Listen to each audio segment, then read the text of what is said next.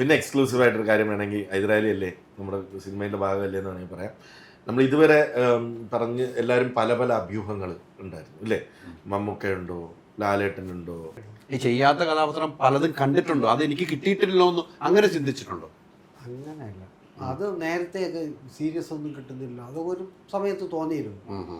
അത് പിന്നെ അത് ഞാൻ തന്നെ അതിന് പരിഹാരവും കണ്ട് നമ്മൾ ഇത്രയൊക്കെ അല്ലേ ഉള്ളൂ, ഇതൊക്കെ കിട്ടും എന്ന് നമ്മൾ സമാധാനപ്പെട്ടു. പക്ഷെ ഇപ്പം എന്തോ കാലം ഇങ്ങനെ കുറേ കടന്നു പോയപ്പോഴത്തേക്കും പ്രായവും ശബ്ദവും ഒക്കെ മാറിയല്ലോ. അപ്പോൾ അങ്ങനെയൊക്കെ വന്നു ഭവിക്കുന്നതാവും. അല്ല, ഇപ്പൊ അങ്ങനത്തെ സീരിയസ് കഥാപാത്രങ്ങളും ഉണ്ടല്ലോ. ഇപ്പൊ നേരത്തെ എത്ര ലിസ്റ്റ് പറഞ്ഞു സിനിമകളിലെ, അതിലൊക്കെ നമ്മൾ ഞെട്ടിച്ച വില്ലൻ കഥാപാത്രങ്ങളുള്ളൂ. എല്ലാ കഥാപാത്രവും നിലനിർത്തി ചേരുന്നു എന്നതിന്റെ ഏറ്റവും വലിയ ഉദാഹരണമാണല്ലോ മാറി മാറി വരുന്ന സിനിമയിലെ കഥാപാത്രങ്ങൾ. ആട് 3 കഥാപാത്രങ്ങൾ തന്നെ ആട് 2 നിങ്ങൾ കണ്ട് കാണുന്ന ആ സീനെ കുറിച്ച് പറയുന്നു. ആട് 3 വരുമ്പോൾ നിങ്ങൾ കണ്ടുള്ള സീനുകളാണ് ഏറ്റവും കയ്യടി വാങ്ങാൻ പോകുന്നതെന്ന് സ്വയം നിങ്ങൾ പറയുന്നുണ്ടെങ്കിൽ അത് ഏറ്റവും വലുതായിരിക്കും. അത് യാതൊരു മാറ്റമില്ല.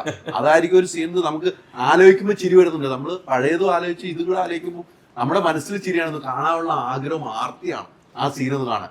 നിങ്ങൾ രണ്ടുപേരെയും ശശി സഖാവിന്റെയും സർവത്ത് ഷമീറിന്റെ സീൻ കാണാൻ വേണ്ടി നമ്മൾ ആഗ്രഹിക്കണം.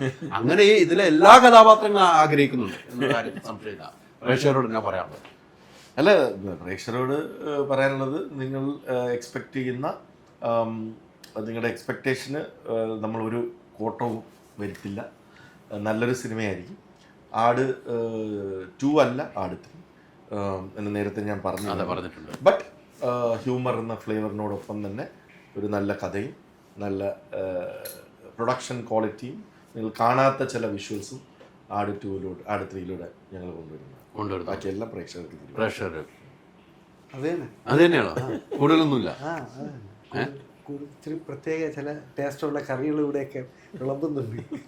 അത് കാണാൻ നിങ്ങൾ, അത് കഴിക്കാൻ നിങ്ങൾ വന്നേക്കണം. പിന്നെ എക്സ്ക്ലൂസീവ് ആയിട്ടൊരു കാര്യം വേണമെങ്കിൽ ഹൈദരാലി അല്ലേ നമ്മുടെ സിനിമയുടെ ഭാഗമല്ലേ എന്ന് വേണമെങ്കിൽ പറയാം. നമ്മൾ ഇതുവരെ പറഞ്ഞ് എല്ലാവരും പല പല അഭ്യൂഹങ്ങൾ ഉണ്ടായിരുന്നു അല്ലേ. മമ്മൂക്കയുണ്ടോ, ലാലേട്ടനുണ്ടോ, വിമലിനെ, അതൊക്കെ നമ്മൾ വളരെ ലൈറ്റായിട്ടാണ് ഇട്ട് പോയിരുന്നത്. എന്നാൽ നമ്മൾ ഇന്ന് പറയുന്നത് ആട് 3 എന്ന് പറയുന്നത് നമ്മൾ 1 ലാസ്റ്റ് റൈഡാണ് എന്നാണ് പറഞ്ഞിരുന്നത്. പക്ഷേ അങ്ങനെയല്ല. ഇത് 1 ലാസ്റ്റ് റൈഡിൻ്റെ പാർട്ട് 1 മാത്രമാണ്. ഇതിന് ഒരു പാർട്ട് 2 കൂടെ ഉണ്ടായിരിക്കുന്നതാണ്. സൂപ്പർ. അതെനിക്ക് മാത്രം തന്ന് ഞാൻ സിനിമയിൽ ഭാഗമായുണ്ട്. അപ്പം പാർട്ട് 2 വരുമ്പോൾ എനിക്ക് അതിനകത്ത് വേഷം ഉള്ളതുകൊണ്ട് മാത്രം പറഞ്ഞു. അങ്ങനെയാണ് പറയാമല്ലോ. അല്ല, അപ്പം എന്നെ ഒഴിവാക്കാൻ പറ്റില്ലല്ലോ. അതൊരു അറിവ്. പക്ഷെ നമ്മൾ കാത്തിരിക്കുന്നു. പെരുന്നാൾ ആഘോഷിക്കാൻ, നമ്മൾ നോയമ്പൊക്കെ കഴിഞ്ഞ് പെരുന്നാൾ ആഘോഷിക്കാൻ തിയേറ്ററിലേക്ക് നമുക്ക് ഓടിയാൽ ഏറ്റവും മനസ്സ് സന്തോഷിക്കാവുന്ന ഒരു സിനിമയായിട്ടാണ് ആട് 3 വരുന്നത്.